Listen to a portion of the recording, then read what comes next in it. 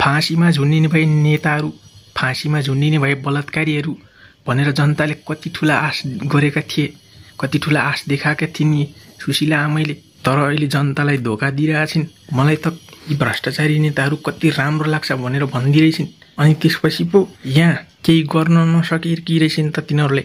5 दिनमा सबैलाई एक ठाउँमा ल्याएर चाहिँ नि कारबाही गर्छु भनेर भन्थिन्। 5 दिनमा दसैँको टिका सिद्धियो। अब यो 5 दिनमा तिहार पनि सिद्धिएला जस्तो छ।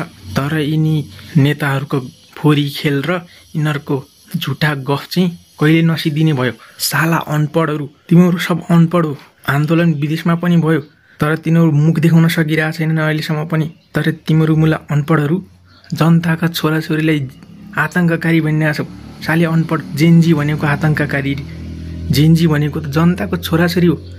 जनताको छोराछोरीलाई आतङ्ककारी भनेर यही देशमा मुख देखाएर बस्न लाज लाग्दैन तिमीहरूलाई?